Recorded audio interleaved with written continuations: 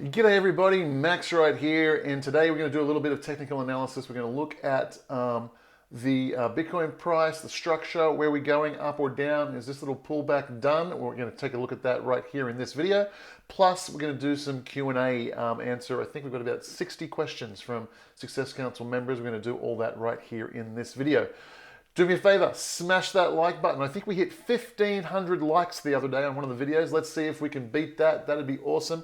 And let me know in the comments below, are you in Bitcoin right now, or are you sitting on the sidelines? Because it has pulled back significantly, shaken out some hands for sure. And including me, by the way, I closed out my position at 52,200. All my alts, all my Bitcoin, I closed out at 52,200. And the reason for that is, let's jump in here. What are we on? We're on the hourly here. But I didn't like, I think, where are we? Down here? Yes, right here. Here is where I closed out. The reason being, we had put in consecutive lower lows. We had consecutive lower highs. We broke this critically important trend line right here. And so I got out, closed all my positions at 52.2. Arguably, we are in a bull flag. You can see this channel right here, this bull flag. Maybe history might show that where we end up is that this was a bull flag, and maybe this trend line was down here. But you can see prior to this breakout, we had 1, 2, 3, 4, 5 points of contact on this line, and this was an outlier. Now with this one down here, we found a little bit of support there. You can certainly argue that this is the bull flag. So these are some things to consider. But we could just be in a downtrend, no bull flag at all. And so I'm just sitting on the sidelines here and waiting to see. The big one for me was this line. Breaking this trend line was significant. That was the one that told me, said, yeah, you know what, I don't want to be here. I'm out. And actually there was another. So I just went back to the daily here. Let's square this up a little bit. And bring us in. Actually, you know what? I'm going to turn volume off. Yeah, let's turn volume off. I think that slows down the rendering. So you can see here, this is arguably the third bull flag of this little run. 1 bull flag, 2 bull flag, 3 bull flags. Let's jump in here. And this, you can see, this green trend line, it was the big one. This trend line, we had several points of contact on the way up. It's a line that has never been broken in all of Bitcoin's history. And it just kind of broke through here. That gave me pause for concern. And something else significant happened, something I shared with you in the previous video to watch out for. This long-term trend line on the RSI, this broke. This broke here. We had 1, 2, 3, 4, 5 touches. And right here, we've broken through this line on the relative strength index. And we have not, well, I said we have had a lower low since here. But we've got the double bottom over here, and it'll be interesting to see if the RSI can find support over in this region. So something to consider. Let's give me price action back here on Bitcoin. Let's see what else we can see. Now what I do find very interesting here is that in this region, let's see, what should we use? We'll use this one. From, where are we? Well, I'm looking for, where are the next levels of support? And you can see right in this region here, this is the region where we have lots and lots of support. Let's jump in here and use our visible range indicator. And let's see what we can see.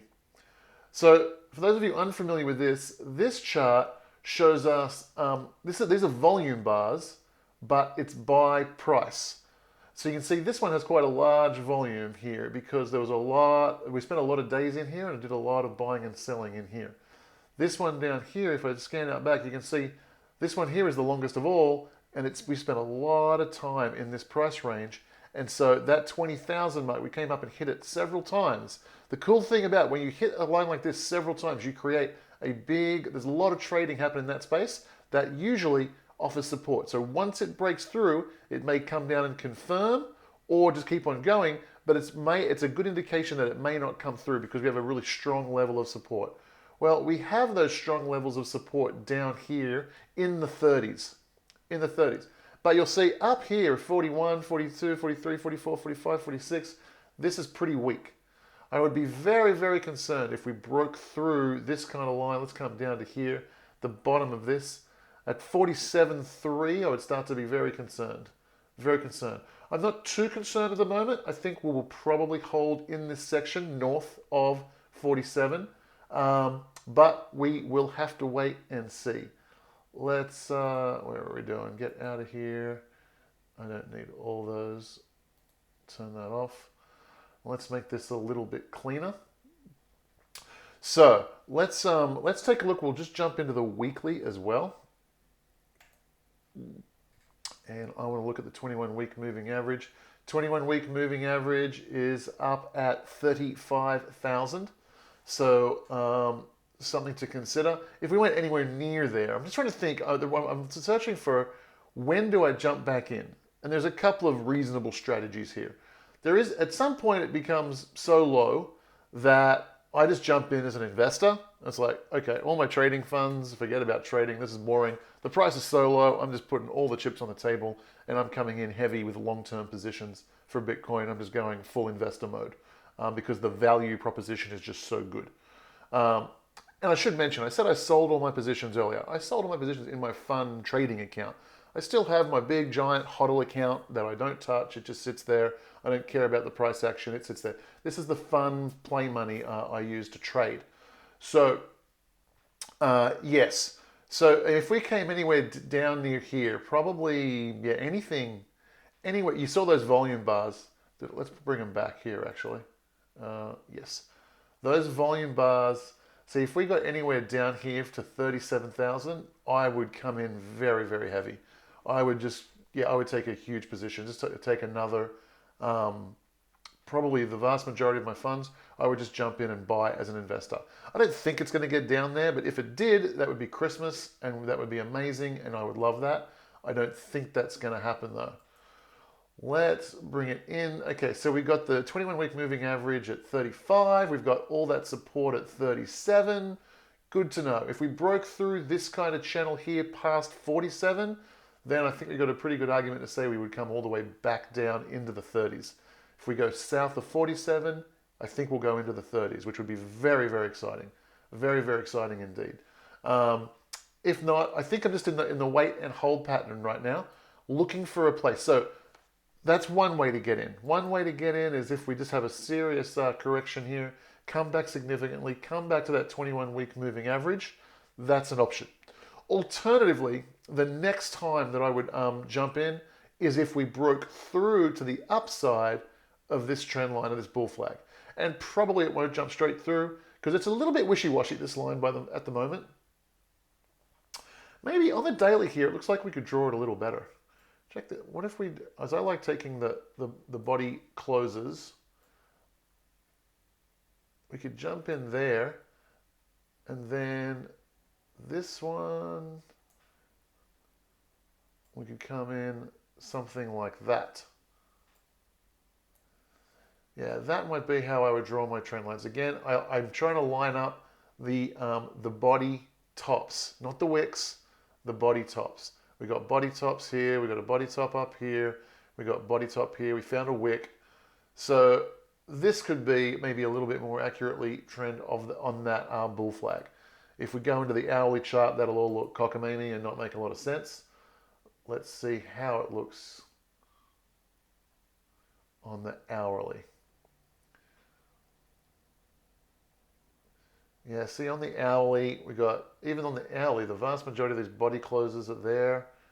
We have this little anomaly as an outlier and this little anomaly as an outlier, but by and large, actually that bull flag looks pretty good on the hourly as well.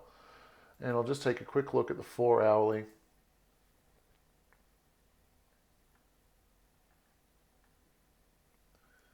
Yeah, it looks a little less clean here. Only a handful of touches on the bottom, one breakout on the top, 1, 2, 3, 4, actually a 5 back here, and then this little fake out here, fake out here, fake out here. But yeah, I think that's how I would draw my bull flag on that one. Pardon me. So waiting to see. I think my next entry point would be on the breach of this green trend line. Or if we went all the way down to, I would say, 38, 39,000, I would come in pretty heavy at 38, 39. I think that would be amazing value. Yeah, okay. Let's do a quick round the grounds with Ethereum down to 1590. Yeah, we have, let's see, we have Dash. Dash all the way down to $1.10. And off its Coinbase announcement, I think it was $1.22 high. Link at 25, that was up well over 30, so I see a lot of value there. The DOT was at 35, down to 29. So lots of value at the moment, but I haven't got any kind of confirmation that the Bitcoin price is going to turn around just yet. So for that reason, I'm not really looking to get into anything, even though I see some value. I'm not really getting into anything yet. I either want it to crash down harder, and then I'll just like take the punt. I'll jump in, or I'm looking for confirmation of the breakout above this trend line. Okay, hope that's helpful. A little bit of TA from me. And now let's jump into the question. Actually, before I do that, let me know in the comments below. Are you in on any trades? Or are you sitting on the sidelines like myself? What are you looking for to see when you get back in on this train? So let me know in the comments below. Remember, smash that like button. We're looking for 1,500 likes for this video. Okay, we are going to get through all of the members' questions here, so let's do that. Ken, do you see the Bitcoin bull market tapering off at the end of the year, or is this different because of the big corporations entering and there won't be a deep bear market?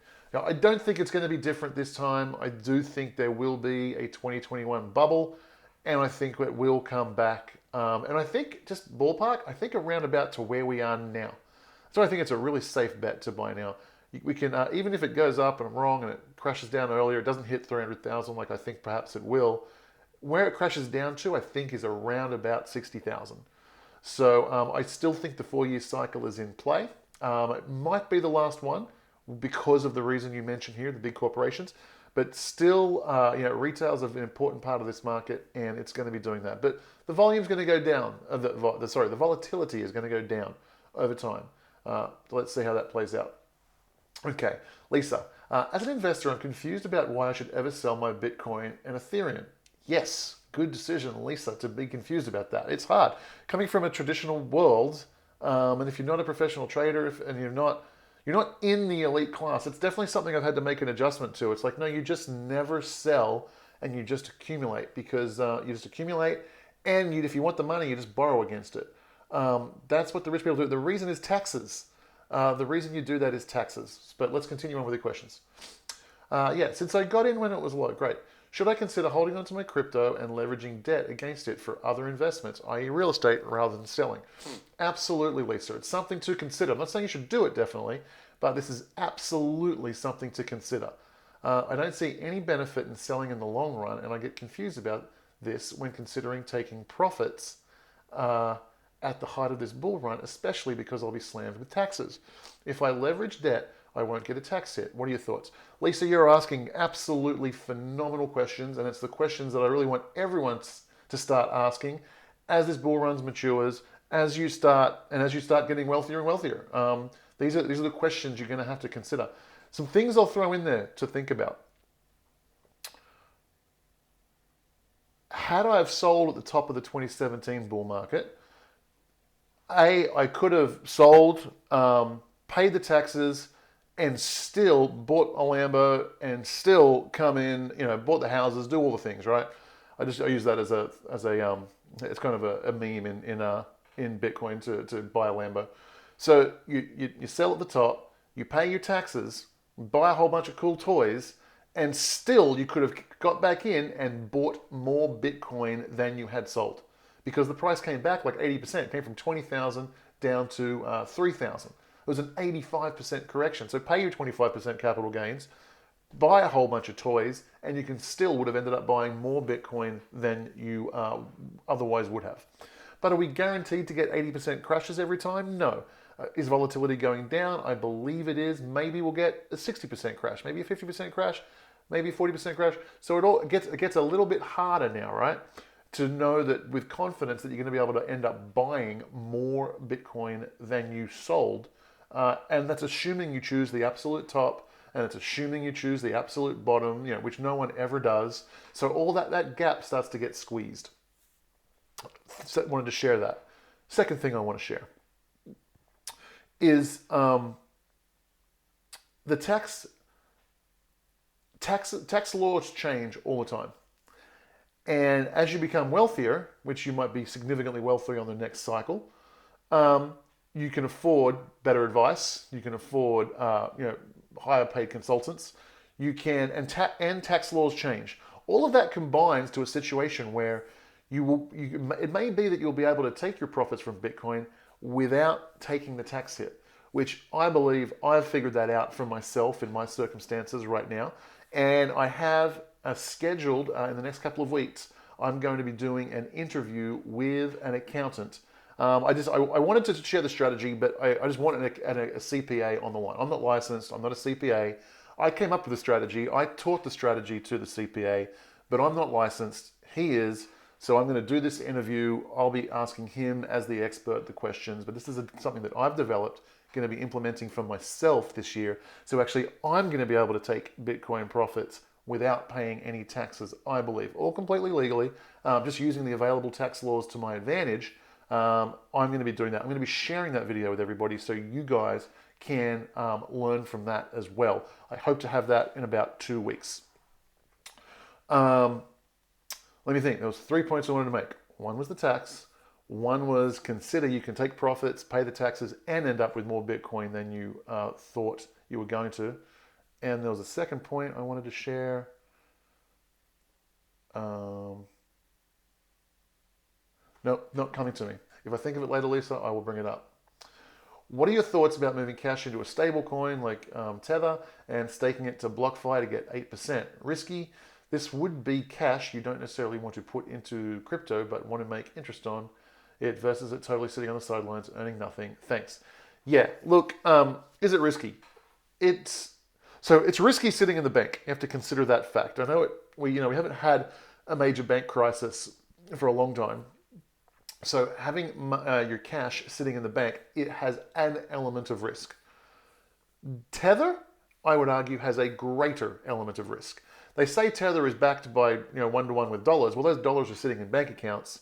So if your money is unsafe in a bank account, Tether's money is unsafe in a bank account too. So you kind of inherit that risk moving into Tether at all. Secondly, you have an additional risk because you're trusting that the people who run Tether, own Tether, and are in control of those bank accounts, that they are not shady characters, that they are open and transparent. Now, the SEC did just investigate them. The degree to which they investigated them, how thoroughly they investigated them, whether or not they verified all funds were backed, I'm not sure. But we did get someone, you can't say these words, but you can't say that the SEC approves of the Tether model or investigated it and did an audit of it. I don't think I can use those words. But it does give an element of validity that the SEC did investigate them somewhat and came away with the fact that we're just going to watch you closely and you need to report a lot more stuff to us. That's what SEC said to Tether. So there are some extra risks at Tether. Is it worth it? That's a question. I can't answer that question. That's a tough one. You got to weigh those up by yourself. 8% is a really sexy interest rate compared to is it leaving your money in a bank and getting 0?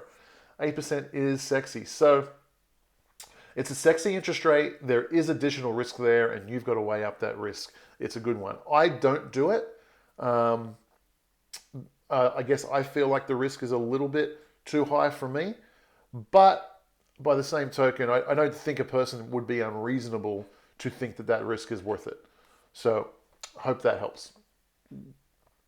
Hi Max, in these unstable times, what is the best and safest way to store money from the sale of a house while being quick to release the funds for another property investment once you found it? Would you risk putting it all in one bank account? I spread it out over several bank accounts, And even though probably the big banks are the least sound, the big banks are the ones that are going to get bailed out and the little banks are going to get slaughtered. So I have bank accounts at many of the majors, Chase and Wells Fargo and Bank of America. I have multiple bank accounts and I kind of spread it out somewhat evenly. And that just gives me a little bit of insulation.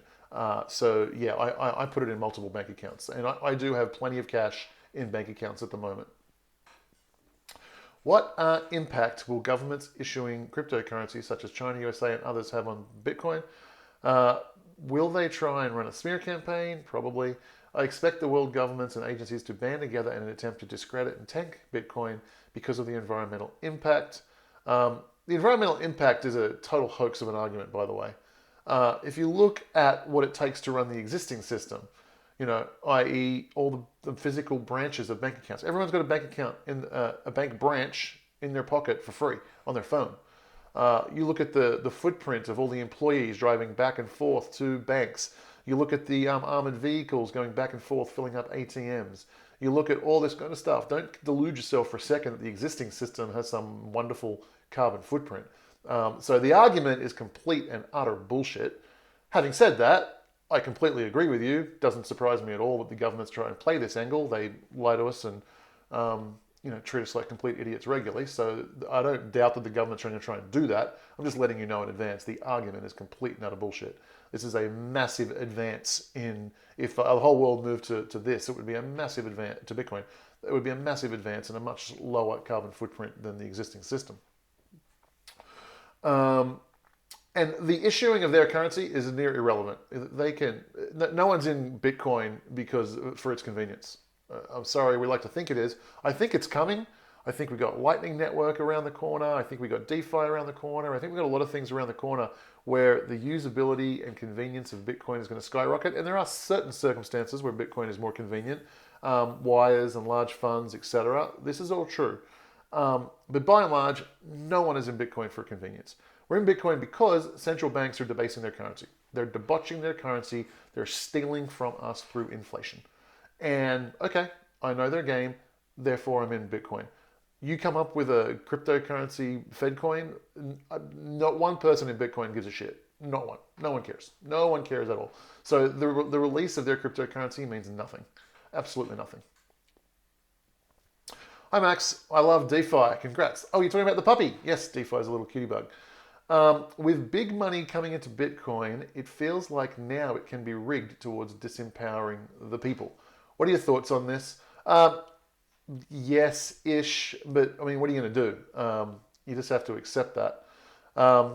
Real estate prices in California are not decreasing real estate prices in California are not decreasing, quite the opposite. Many rural properties are getting squeezed up with work from big earners. Do you have any thoughts on how the real estate cycle will go in the USA? What would you do to say what would you say to home buyers that want to use crypto metals profits for this in terms of timing? Thank you as always, much love. So all markets are up. All markets are up and all markets are going to stay up. I kind of in the video that was it that video? No, it was a different video. But in the last week, I've made a video that's available to the public, not this unlisted video. I talked about the 3 different scenarios. And in that scenario, and it answers all of these questions exactly. Everything is going to go up until everything goes down. And is everything going to go down? And the answer is not. Economics, throw it out the window. It's irrelevant. All that matters is does the government print or not. That's all that matters. And they're not going to tell us. In fact, they're going to downright lie to us and mislead us for sure. So you just have to take a punt and be able to handle both situations. If the Fed stops backing everything, everything collapses, including Bitcoin. But the good thing is you'll be able to buy everything at a bargain. So you just have to know that. I answered that more thoroughly in another question. I won't go into it again. When do we get to start buying real estate, at the end of this year or next? Norman, we just have to wait and see. I think it'll be in that time period, but it all depends on when the real estate market crashes. It's as simple as that. I just want to wait. I was shown a deal the other day, and I might have to do it just because I have a lot of business income, and it's either give the money to the government or buy the property, get the tax benefits, and basically it's the government buys me a building for free. And it was the best deal I'd seen in ages, and it's shit. It's a shit deal. It's just a shit deal. It's a 5% cap rate, and it makes no sense whatsoever, except the fact that the government's giving it to me for free because of the crazy tax benefits that come with buying real estate, and they've had to do that to prop up the real estate market to stop it from collapsing. So we have to wait and see. We have to wait and see. I don't know when it's collapsed. It should have collapsed already, but they've saved it with the tax benefits and the stimmy checks. They've managed to save it. But can they save it forever? No. We'll see when it crashes. Hi Max. If and when the crash happens and people cash out with BTC with all the institutional money coming in, could this cause a problem buying back in? Hang on, I'm reading, but I'm not reading. If and when the crash happens and people cash out with Bitcoin, they cash out of Bitcoin, with all the institutional money coming in, could this cause a problem buying back in during the bear? And yes, it can. Like that's a thing. I'd assume there will be a lot of orders in from big money at that time to get in the bargains. Yes, I think you're right, David. With the institutional money gearing itself to come in, any kind of big drops, I think there's going to be an institutional player to jump in.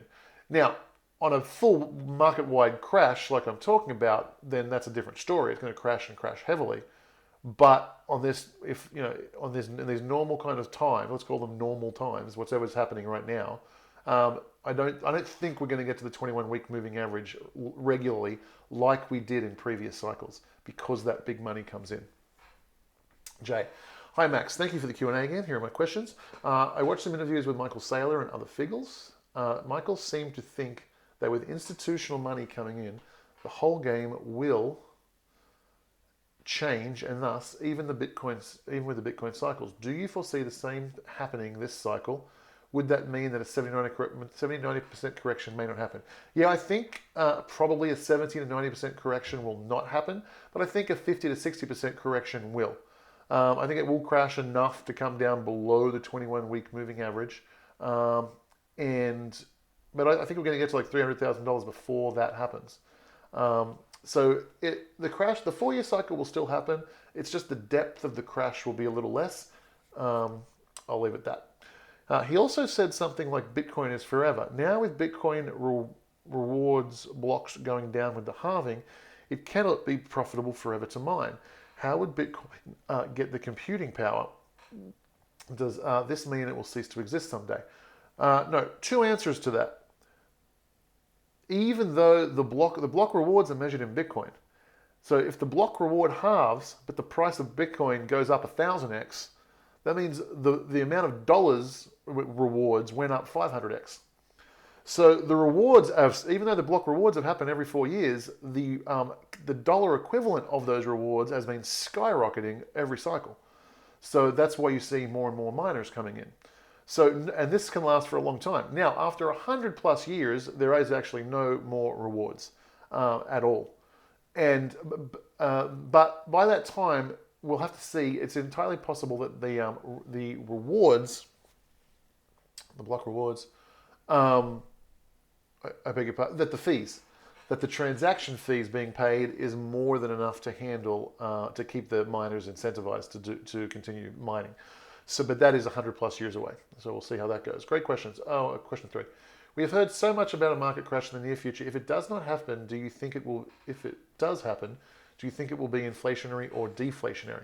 Yeah, that's the big question. I kind of, in my last video, I talked all about this. There's the 3 scenarios that have happened. I think inflationary is the most likely. Even if it is deflationary, it'll be short-lived, deflationary, and then inflationary. And yeah, I go into that more in depth in my last video, so I won't answer that here. Hi Max, from previous videos, you see BTC and the other altcoins peaking by the end of the year and suggest taking profits and putting the dollars into other assets, e.g. that. Not gold, it may be gold and silver a little bit, yeah. My concern is whether to sell all cryptos or just a portion of them. If it did like a 2000, I can buy in cheaper, but my emotions are torn and I'll hodl some. Yeah, I'm going to hodl some as well. Second question is, what degree of possibility do you see the government's banning cryptos, particularly the Australian government, thanks. Look, I don't know. The Australian government, I can't believe the Australian government's just embarrassing itself at the moment, and the Australian people are embarrassing themselves at the moment. The lockdowns in Australia and New Zealand are absolutely ridiculous, and absolutely no tourism, no people coming in and out. The degree to which they will accept tyranny is so sad. All right, that's a side note. If BTC, okay, back to your first question. Yeah, I can't give you an answer to that. It all depends on your tax situation, your belief in how far it's going to drop, your ability to pick the top, your ability to pick the bottom, how high it goes, your risk appetite. It's a personal decision, but what I can do is I can help you. I can point out the issues so that you can do that. But in your question, you've already named like a lot of the issues, and so you've got your head in the right space. You're asking the right questions, but I can't answer it for you. A lot of it depends on where you're at. The very first thing, I think was it Lisa? I said there was 3 points and I forgot one. I just remembered it. The concept is taking money off the table. So you have to consider a black swan event where the Bitcoin protocol gets hacked and it becomes worthless. All the banks, all governments come in and try and smash Bitcoin, all the governments around the world working in unison to ban it, trying to destroy the price of Bitcoin. These are not likely events, but they're possible events. And so the third reason one might choose to sell is if just way too much of your personal wealth is in one asset class. You may see value in diversifying so that if the black swan event happened to Bitcoin, then that's reason to get out. And so that's the reason why you take some profits. You take some money off the Bitcoin table and you put it in somewhere else, be it cash, be it bonds, be it real estate. But it's just about being a little bit diversified because Bitcoin is not gold. It hasn't been around for 5,000 years. We don't know it's going to have value forever. It's possible that Bitcoin has zero value in 5 years. I think that's extremely unlikely. The vast majority of my wealth is in Bitcoin, but it's a possibility I consider. Therefore, I do not have all my wealth in Bitcoin. And therefore, in this cycle, I will be taking some Bitcoin. I will be selling some Bitcoin. I figured out how to do it without getting a huge tax hit, and I'll be doing it for the reasons of diversification. Hi, Max. Being new to this, could you please give me some advice on how to best avoid or minimize capital gains tax when I sell my Bitcoin in Australia? Can I use my profits or would have to reinvest them right away? Yeah, definitely not in Australia. I can't help you on that one. Sorry, Blackbird. I don't know what Australia's doing tax-wise. I can give you an easy answer. If your answer is significant enough, if your amount is significant enough, you can leave Australia. So Australia is only taxed by residency. Even if you're an Australian citizen, remain an Australian citizen, but you want to go and live in a tax haven, like you want to go and live in the Cayman Islands or live in Singapore, you only pay 10%, or you can choose a lower tax jurisdiction, and then for the years that you're there, you pay the local taxes and not Australian taxes. I know America has a rule: if you leave and come back like the next year, so you're a tax resident for somewhere else, and this is for American citizens, you pay American taxes whether you're there or not. It's taxed by citizenship, not by residency. It's one of the few countries, and the only major country in the whole world that does this. Everywhere else is taxed by residency. So if you're a foreigner living in America, like me, and you don't hold a green card and you are not a citizen, then you can leave and stop paying US taxes whenever you want. However, if you come back within 3 years, America will tax you like you never left. So you leave for a year, you pay taxes in the Caymans. You stay there for 2 years, you pay taxes in the Caymans. You don't pay taxes in the US for either of those 2 years. This is if you are a non-US citizen, non-US green card holder, and you were living in the US. You then come back in the 3rd year and become a tax resident again in the 3rd year. You owe back taxes for the 2 years you were missing in the US. You have to be gone for 3 years for it to actually stick, and then you can come back on the 4th year and you do not pay US taxes for the 3 years you were gone. Australia and every other country may have a similar test. So you've got to check with a CPA about that. An Australian CPA. Check that out, Blackbird. Okay, Laurel. Oh, hang on, drink time.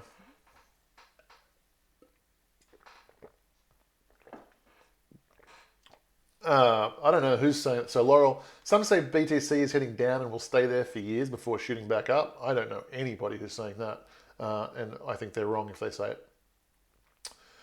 Max, another quick question. He, you always mention that cold wallet storage and keeping your keys is the way to go, but what do you think of the BlockFi referral? Uh, okay, so Lotus, I'm pretty sure I remember you. It's why I laughed. In the video that I talked about BlockFi, I explained all of these things to you. And now you're asking the exact same questions that I brought up in the BlockFi video.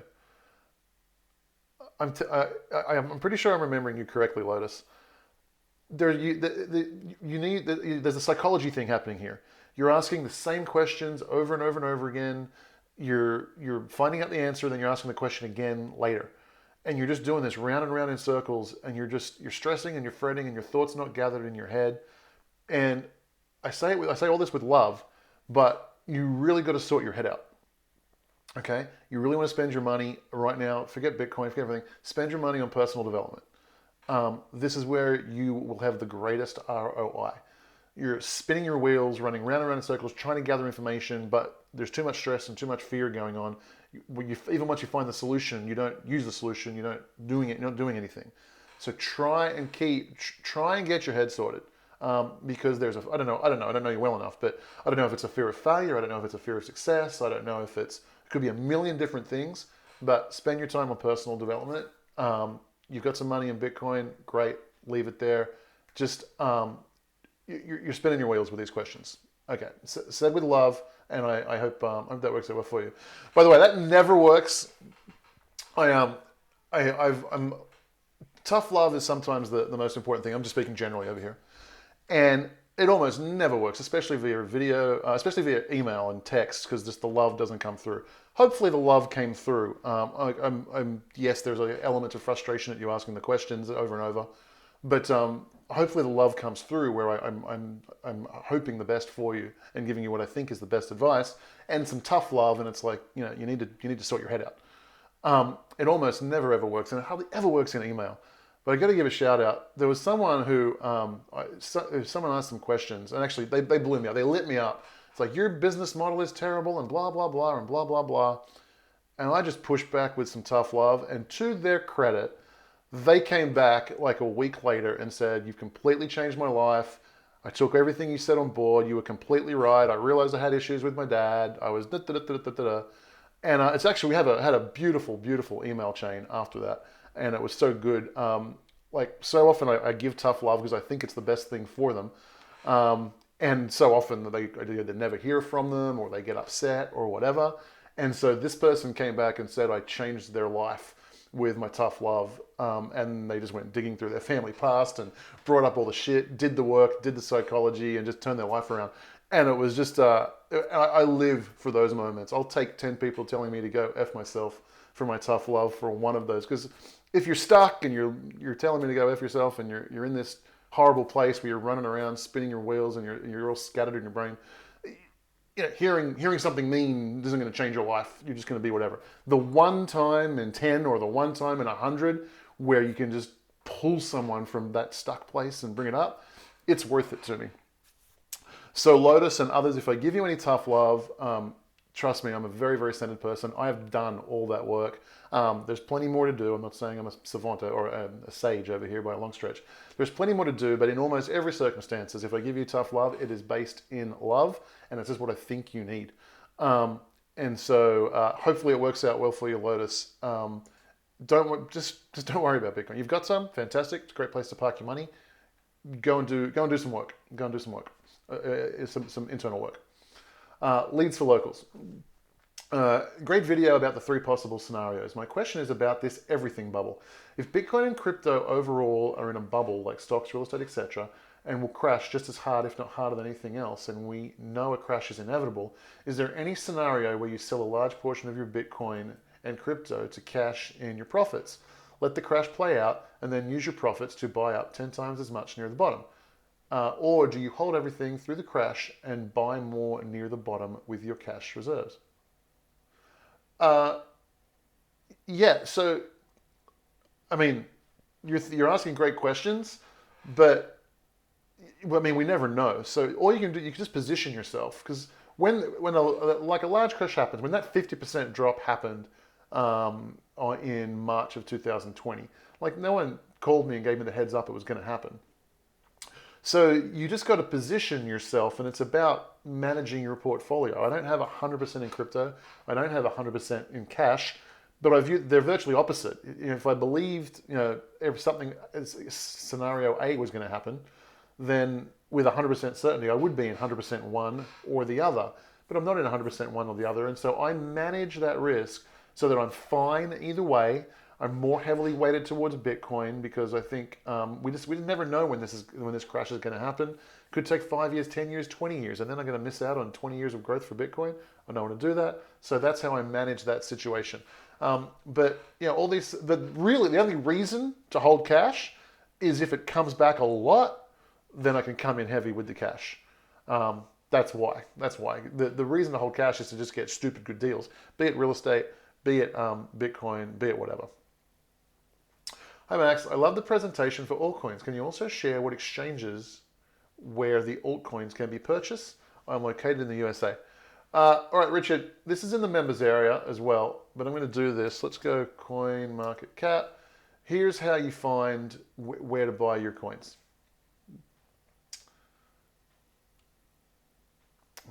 Okay, so this is the volume. So we're on coinmarketcap.com, so you can't see that, but we are on coinmarketcap.com. Here is the volume column. Hang on, what's going on here? Are these not yeah, it is hyperlinkable. Okay. What in the world just happened then? No, go away. Okay. These volumes, they're hyperlinkable. I mean, you can click them. So let's say you want to buy whatever. Let's say you want to buy Uniswap. Okay, where is Uniswap bought? Well, you click on the volume button here in Uniswap, and then it's going to take you through and it's going to show you all the places that it's bought. And then you can just go and sign up to those exchanges or use those exchanges. Now, I've never done this, and so let's have a look. So you see here it's loading. It's going to tell us right here. So there's no, I was just about to say, why did I choose Uniswap? So here it is. It is there. Okay, cool. So Uniswap, the Uni token, is traded against Tether at Huobi. It's traded against Tether at Binance. It's traded against USD at Coinbase Pro. And so it's traded against Kraken against USD. So all the answers to everything you need are right here. These are all the places that it's traded and what the trading pairs are. If you said you're in America, so if you're European, you might want to sign up to Kraken so you can buy it direct in euros. But you said you're American, so Kraken's a good one to do it with US dollars. Coinbase Pro does it with US dollars, and the answers are all right here. So hope that helps you find out where to buy any of your coins. Hello, yes, I know you have a timing for real estate in the US, but what do you think of South America now, like Belize or Nicaragua? I am not paying attention to it at all, Les, sorry. Yeah, it's just not on my radar. Hi, Max. I saw a question about risks. Well, I will say this. I think the developing market gets hit harder and first if and when this crash happens. And I think the crash starts in America. The crash starts elsewhere and gets to America very, very quickly, just because of the nature of the global financial system and the contagion that happens. But I think it starts elsewhere. So I think you start seeing cracks in the developing world first. I saw a question about risks of holding stable coins to earn some returns. Yes, I saw it was above and I answered it. Could you also comment on risks of staking your coins? Is there a way to stake coins while still holding them in your wallet? And if so, what are the pros, cons versus staking and holding directly on the exchange? Yes, so on Kraken, for example, you can stake on exchange, but for pretty much all the protocols, actually, I think it's all with no exceptions. Kraken is just doing that as a favor to you because they want your business. Anybody can stake on chain.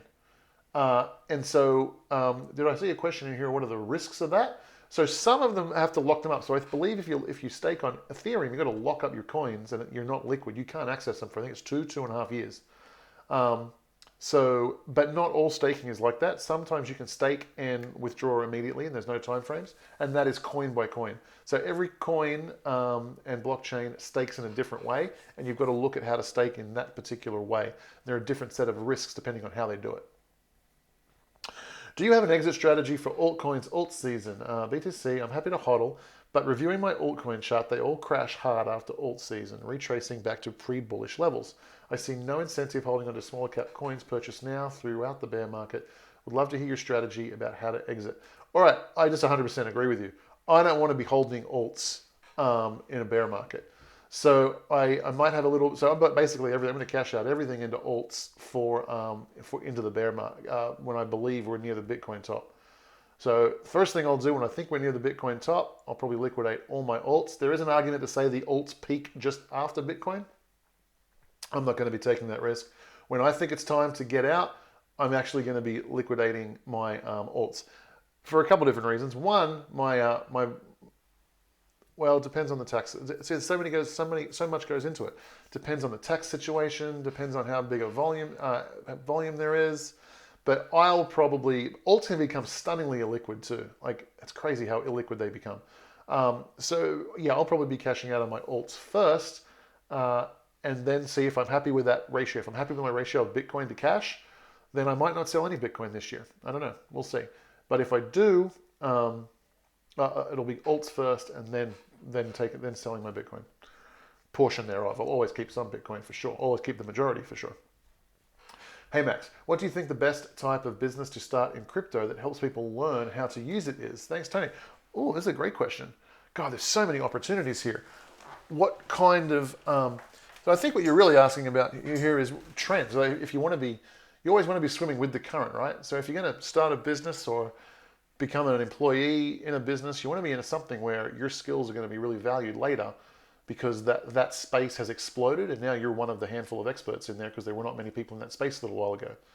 So here's some things to consider. I think what's happening is I think we'll see, I'm not sure if we'll see it this year or the next 5 years, but the altcoin space is a place to experiment and come up with really cool innovations, and you can innovate fast and do things. You can't innovate fast on Bitcoin. A, its nature, B, the culture, and C, it's stupid to do so. You don't do repair and maintenance on a Boeing 747 while it's in flight with all the passengers on board. You do the experimentation over here on sidechains and whatever else.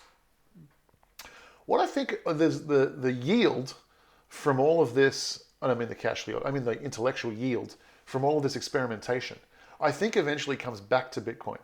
And I believe you will see Bitcoin be able to participate in DeFi. Bitcoin will be able to do things like decentralized exchange. Bitcoin, the Lightning Network, is going to allow a lot of things to happen. And so what I think you'll see is eventually you'll see all the cool innovation that you can do on the other spaces, you will eventually be able to do on Bitcoin. So I think doing anything with the Lightning Network and Bitcoin is going to be really, really cool. And anything to do with DeFi that has at least a vision to do DeFi with native Bitcoin tokens, that's going to be pretty special and pretty awesome. And a good place to be. Hi Max, what do you think of the best type of business to start? Oh, that's what I just read that. Hi Max, I'm super nervous of cryptocurrency. Cryptocurrency is legit. What does that mean? If it's legit? I read an article stating there's over 300 companies selling crypto, but only one is registered with securities. What's your advice? Yeah, I couldn't care less if they're registered with securities or not. I have no idea if that's true or not. I suspect it's not. But that issue is an absolutely irrelevant issue. I couldn't care less if the SEC registers a company to buy or sell crypto. What I care about is do they look trustworthy? In which case I buy it and then I get my coins off the exchange and I hold the private keys.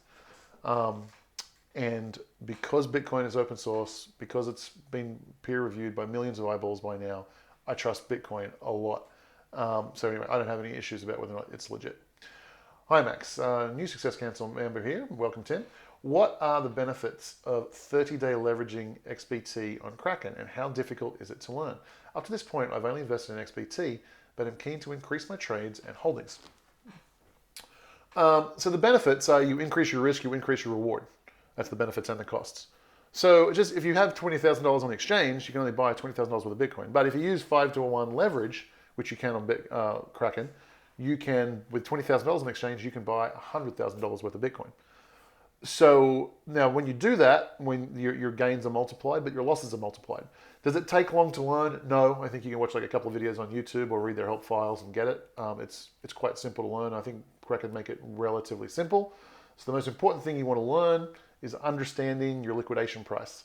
When is Kraken going to liquidate you? So you get in a leverage position, the price starts going against you. When is Kraken going to liquidate you? You want to make sure that your stop loss is inside of that, or else understand at least that your stop loss is not what you say it is, it's what they say it is. So that's some things to learn. But otherwise, I think it's rather simple. Howdy, Max. On your March 23rd video, you explained 3 possible scenarios. By the way, there you go. Thank you. March 23rd. That's the video. The 3 possible scenarios is an absolute must-watch for everybody. A few of the questions early on were answered in that video. It's a very good way to do that. On March 23rd video, you explained 3 possible scenarios. Is there one of them in which BlockFi wouldn't be a good place to store crypto? I'm pretty new to this and was wondering what's wrong with selling Bitcoin. Oh, Jesus, I'm reading but not reading. Hang on. One of them is which BlockFi wouldn't be a good place to store crypto. Is there one where BlockFi is not a good place to store crypto? No, I think our BlockFi is going to be fine if Bitcoin goes up or down or sideways. I'm pretty new to this and was wondering what's wrong with selling Bitcoin when high and then rebuying when hopefully it goes low. Nothing wrong with that. It's genius. It's just a matter of predicting those highs and lows. In other words, why is it better or more popular to trade? Oh, people think, okay. And what's the maximum amount of time you keep crypto on Coinbase? Killing it, man. You rock. Peace and love, y'all. The reason people trade is they think they can outperform the market. If they can think they can do better, they can use leverage, and they can buy. They can sell at the peaks and buy at the bottoms, and they can make more money than if they just buy and hold. I think few people are actually correct on that. The vast majority of people lose money by trading than if they just buy and hold. But that's the reason they do it. To your original question, I think BlockFi is going to be good in all 3 scenarios. I can't guarantee there is risk associated to that, but I think BlockFi is a really strong company, and I'm thinking to do that. By the way, link in the description, blockfi.com/max, and you get some cool bonuses up to $250, I believe, when you use that link and open an account with them and deposit some funds on there. Hi Max, I'm new to the group and still making my way through the intro materials.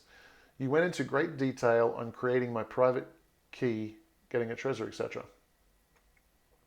If I buy from BlockFi or Coinbase and keep the crypto with them, they claim their storage is secure. Is it really? Or is my crypto only safe? Look, arguably it's more safe on Coinbase and BlockFi. There are many options and it's quite confusing. Yeah, I get the situation, Mark. So listen, just because you're holding the keys doesn't mean that you can't screw up and lose them, forget them. They get destroyed in a flood, they get destroyed in a fire.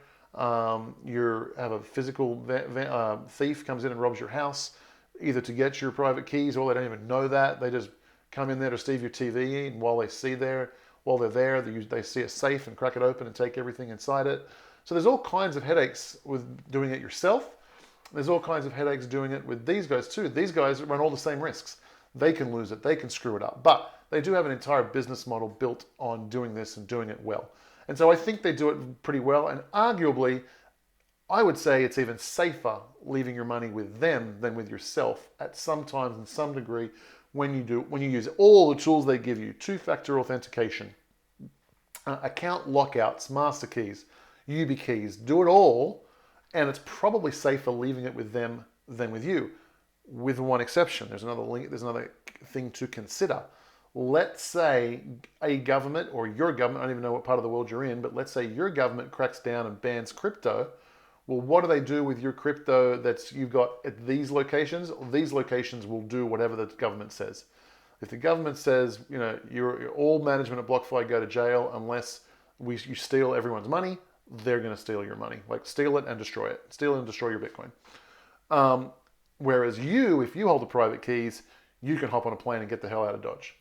That's the biggest risk from using BlockFi and Coinbase. But I think they're probably better at securing their keys than you are, than I am. I think they make it a whole business model about getting it right.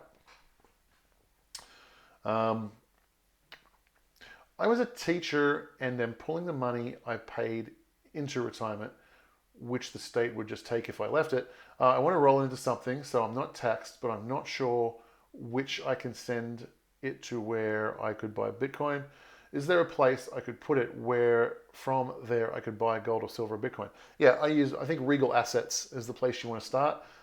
They do a free, just reach out to them. I believe they give you a free kit, hoping to win your business, and then you can choose to use them or someone else. But I think they're pretty cool at what they do. So Regal Assets. With options and futures expiring this month on 26/3, it seems the consensus was that we would see a bit of a positive jump for BTC. And today it looks like the opposite has happened. Why, in your opinion? Yeah, I don't know about the futures expiring thing. People get all excited about the futures. I don't think it necessarily is the be-all, end-all of things. So I didn't think that. And why are we getting a little bit of a dump now? I don't know the answer. One answer could be is because Coinbase is going to IPO. A lot of people are seeing, especially for big money and institutions, they're seeing, well, if I just invest in Coinbase, I'm by proxy investing in Bitcoin. It's kind of like investing in MicroStrategies. And so an argument is that this IPO is going to be coming out and valued at many, many billions of dollars. And big institutions are just taking the easy route. For an institution to just like buy a stock, an IPO, they're already set up to do that. It's part of their charter. It's within the laws. It's within everything nice and easy. If you want to buy Bitcoin, you've got to go and it's a whole process. You've got to change your charter, disclose to all your shareholders that's what you're going to do. You're going to wait 3 to 6 months, etc. And so a lot of institutions want to get in. And so an argument is that they're not getting into Bitcoin native token. They're getting in through the Coinbase IPO by proxy. And that might last for a little while. So something to consider. Coinbase might suck up all the value of Bitcoin for a little bit here. Hey Max, what do you know about the quantum financial system? Is it a menace for Bitcoin? I don't know anything about it, so sorry. Hi Max and DeFi. Thanks for shouting out for the DeFi. What are your thoughts on wrapped Bitcoin? Is it something to consider as a long-term BTC alternative? Not long-term, and I don't know too much about it to be fair, but long-term, no. If I was holding long-term, I definitely want to hold native token. Short-term derivatives, fun stuff, do stuff, hedging, whatever. Maybe I can see that working. But if you're going to hold it long-term, you may as well buy the real deal. Hi Max, thanks for the great content. I recently saw a Real Vision video debate between Pomp and Mike Green. Mike asserted that if China wanted to destroy Bitcoin, they could take over the mining rigs in the country and continuously release empty blocks into the system, which would stop further processing of legitimate blocks. I am concerned that Pomp couldn't give a reassuring answer to this. What are your thoughts? So I haven't given too much thought to this, but is it something they could do? First of all, you're not losing your Bitcoin when this happens. It's just freezing the network until there's a finite time they can do it, because what China's doing is just spending an incredible amount of money for zero profit, right? And there's another thing actually. Oh no, there's one other thing. Okay, mining of Bitcoin blocks is like looking for a needle in a haystack. The more you look, which is called hash power, the more you look, the more chance you're going to find it. However, just because, let's say China, and I don't know the answer, but let's say China has 80% of the world's mining power, and I don't think they do, but let's say China has 80% of the world's mining power. What that means is every 5 blocks, they're statistically likely to mine 4 of them, and someone from another country is going to mine the other one. So I don't believe that China can mine empty blocks forever and freeze out the network. What they would mean is confirmation times would go from 10 minutes to 50 minutes if China had 80% of the mining power, and I don't believe they do. So yeah, that's the problem. All it would do is it would slow down the network for some period of time until China ran out of money for mining 0 blocks. That's all that would happen. Hi Max, silly question, but I often hear people say time to take some profit. But doesn't that mean also you will lose coins? Yes, it does. Isn't that a win-lose situation? Yes, it is. I just can't wrap my head around it. We got a hodler from way back. Yeah, when you take profits, you're missing out on the future gains. It just means selling. It just means if you're in a particularly risky situation, it's especially done when you're in a leveraged position, and it's just a way to de-risk. But if you want to stay risked, then you don't sell and you suffer the consequences or enjoy the gains. And you understand it. It's just a matter of where your risk appetite is. Did I just miss? I did. 2 questions. How can you keep your assets safe after the market crashes? From bail-in, for example, newbie here. So in the members area, there's something called Cash Bonanza. Go and check out there. There's 2 ways to keep your dollars safe even in a bail-in. 2 different ways to do it. You mentioned that ideally you can sell crypto when at its highest point before the crash. Then you can buy real estate when it's at its low. Yes. How do you manage to keep your cash safe, such as savings? At the moment, I'm just keeping it in cash. But I do use the techniques I used in Cash Bonanza. I have a portion in there, but mostly I just have my cash in the bank spread across several bank accounts, and just kind of de-risking a little bit that way. Second question is about USD. You have mentioned that you keep some. Are you talking about cash, savings accounts, or USD that you have in a crypto wallet? I'm talking about cash in checking accounts. Hi Max. Like how some gold silver investors use a ratio to compare to other asset classes, are there any ratios that you use for cryptocurrencies with other asset classes? Only other cryptos to Bitcoin. If yes, what are the ratio ranges when you make that transfer from one asset class to another? It kind of depends, and I'd kind of go through that with you here on YouTube. Let's take a quick look here. Let's go to this guy, and we'll go to Ethereum Bitcoin, which I haven't looked at for a little bit. I need to check it out. And so the Ethereum Bitcoin, let's go to the daily. And I think I just heard DeFi getting yelled at, which means she potted inside. So, I mean, here, this is the Bitcoin. So this trend line down here, this is a good time to accumulate Ethereum. This trend line where we're at right now is the second best time to accumulate Ethereum. And up here is, here and here. Consider that trend line up there. If there was one there, that is a time to rotate back from Ethereum back into Bitcoin. But when I do those kinds of things, I do it on this channel. So, you'll get to see that here. Okay. Where are we? Greg, hi Max. Was wondering about your thoughts about Bitcoin and March 26th. Should we be in Bitcoin or out? People will be selling their shorts. Yeah, people are always worried about these futures. It has some effect, but anyway, I don't think it makes that big a deal. We'll see. We'll see. And if you believe that, it's time to buy.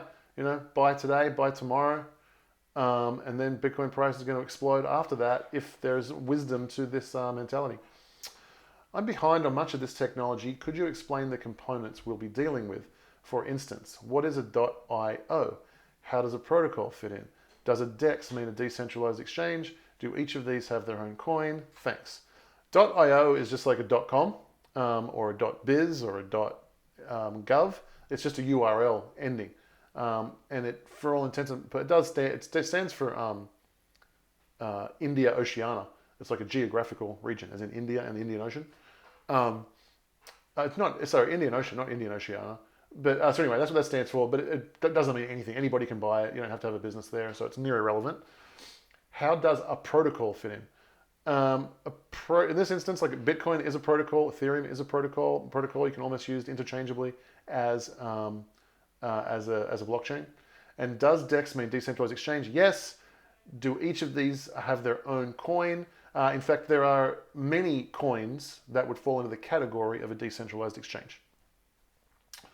How do the Fed altcoins affect the cryptocurrency markets? Oh, sorry, Sandra, let me give you one more piece of advice.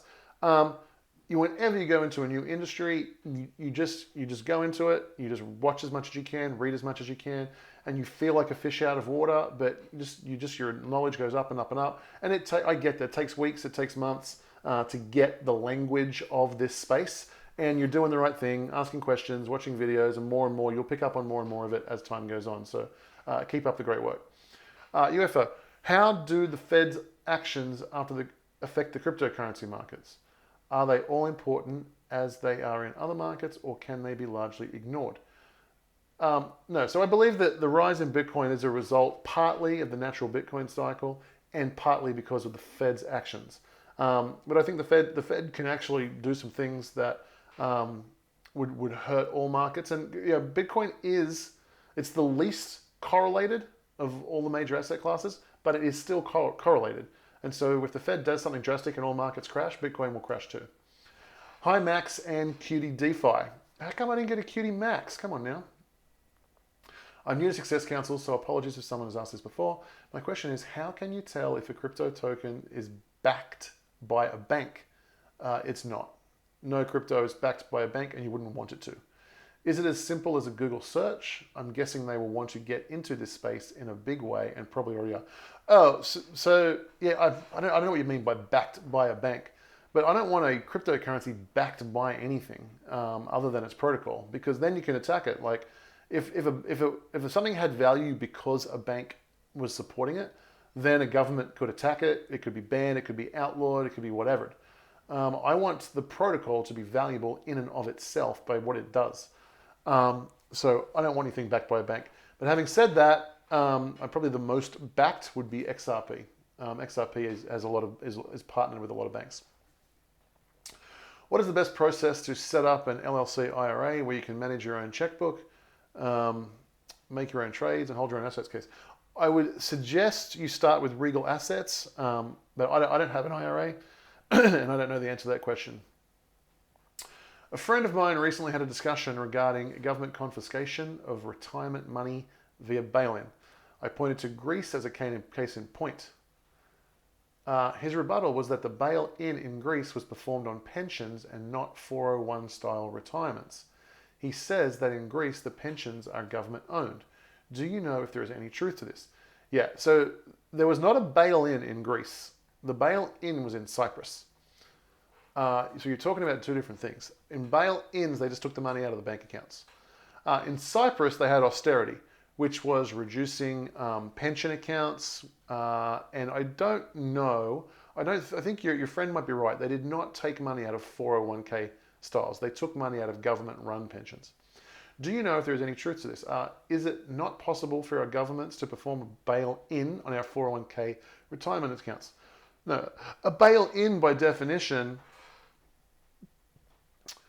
a government performed bail-in, I don't think would happen on 401ks. That would happen on bank accounts. It would be called something different, and I think it would be private and not done by the government. If a 401k had obligations, so 401ks, like from my knowledge, I'm not an expert on retirement vehicles because I don't use any of them.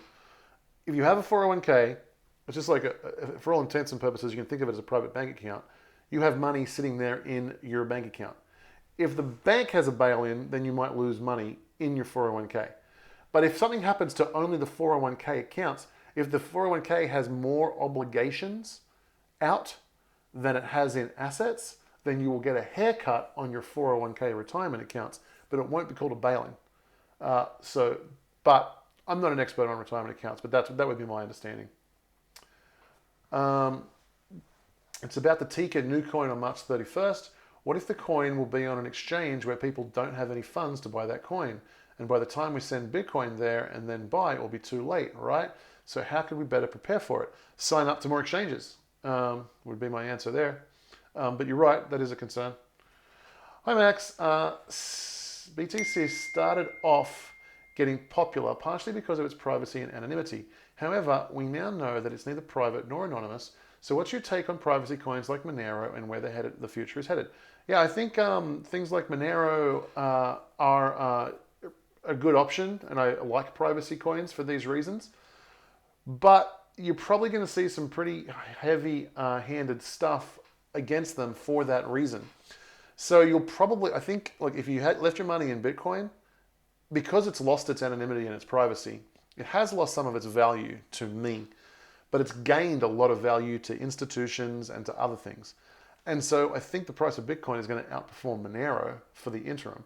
But then at some point, at a future point, it is possible when people have absolute, like when 100% of people know that just the system is rigged, government's corrupt, and they just want out and it's their form of rebellion, then something like Monero is going to maybe outdo Bitcoin. But I think we're many years away from that. Also, do you think there'll be new altcoins to invest in next year, or will the crypto space be flat out dead in general in 2022?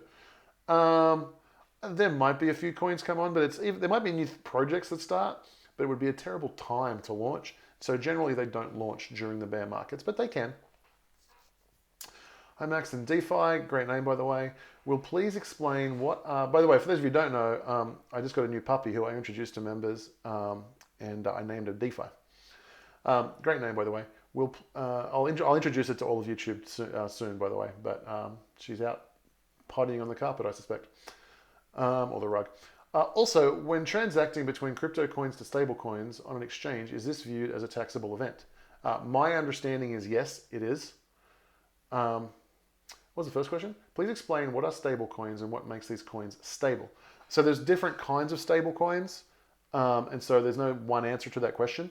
I think the biggest stable coin is Tether, and what they promise is that for every dollar in existence, if you send them money, they will stick the money in a bank account and you send them $1,000, they'll give you 1,000 tethers. If you ever want to sell out and get your dollars back, you can send them the tether and they'll give you the $1,000. And they claim to have a one-to-one backing. They've got dollars sitting in a bank account for every tether in existence. Whether or not that's true is hard to prove from an outsider. And so that's just that. But there are other stable coins that have different mechanisms to be stable. Hi Max, I believe with Bitcoin, there may be potential for even more wealth disparity than we currently have. This is possible. Fast forward to the point where all the coins are mined. As an example, 500 million people, institutions could own all 21 million, creating an enormous wealth gap. Do you agree, disagree, and why?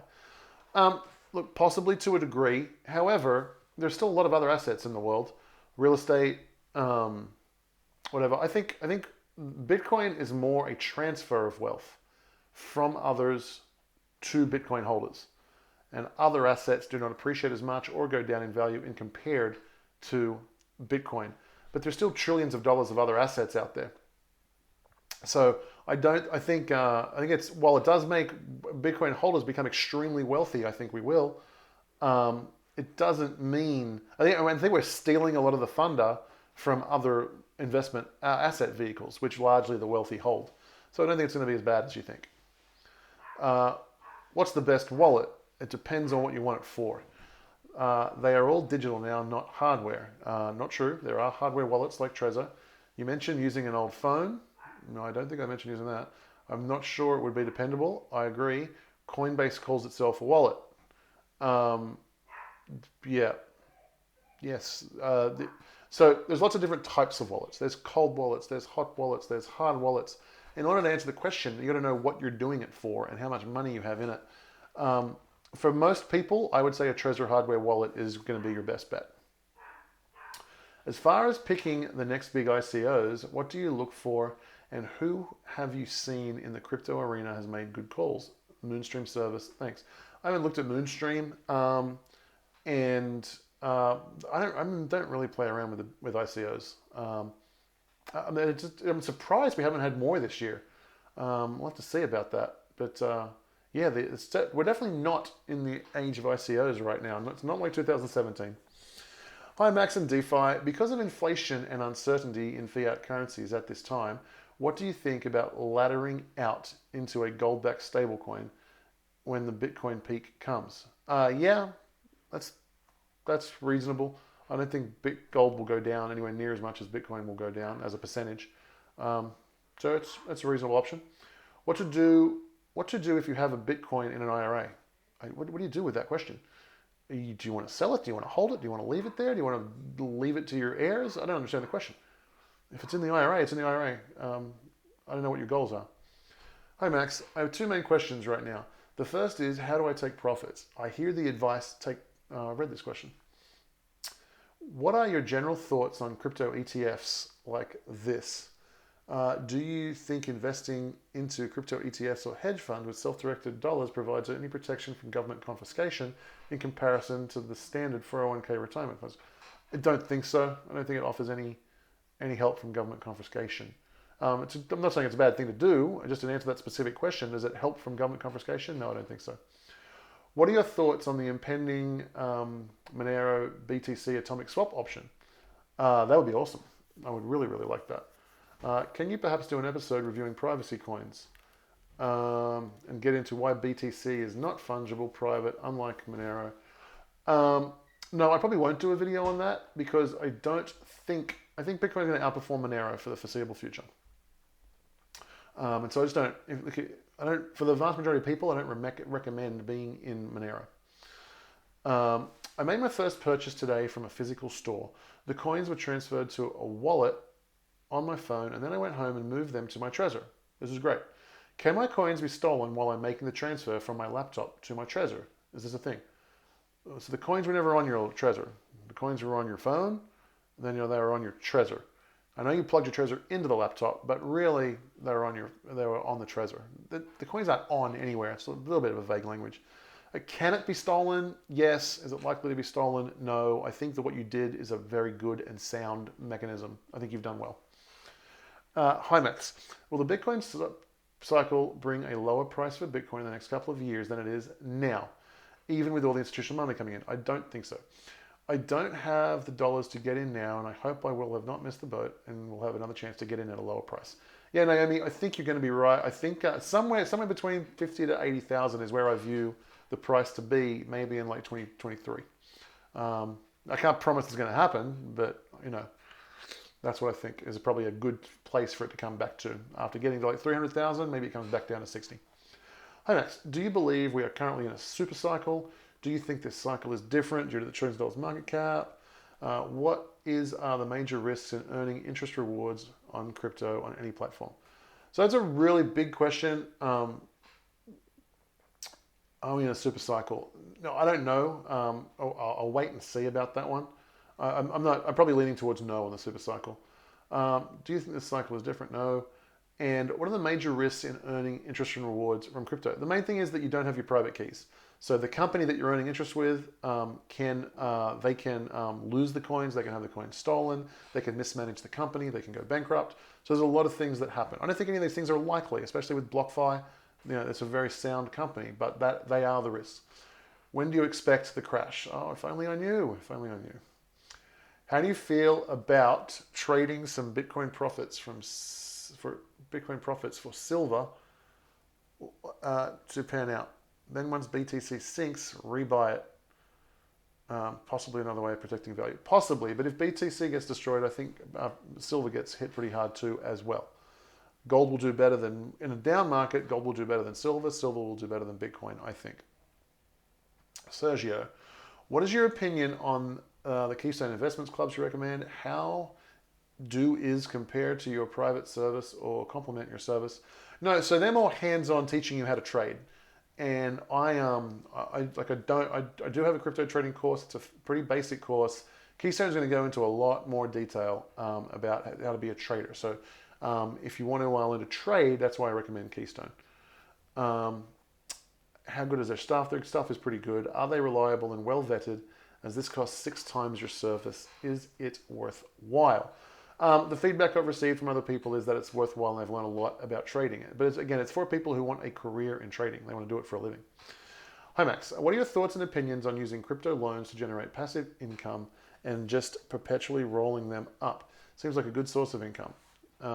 Yep, I agree. And I suggest you use blockfi.com/max if you do it. Do you think Bitcoin will crash prior to the next run-up? If so, how low might it fall? The answer is I don't know, Lisa. That's why we do the TA at the front of the show. And I went through a couple scenarios, and I think it could go either way right now. All right, hour and 20 minutes, and we are done with the questions. Guys, Thank you so much for that. Remember, smash that like button, hit the subscribe button if you haven't. We're going for 1,500 likes on this video. Let's see if we can get there, and I'll see you guys soon. Take care.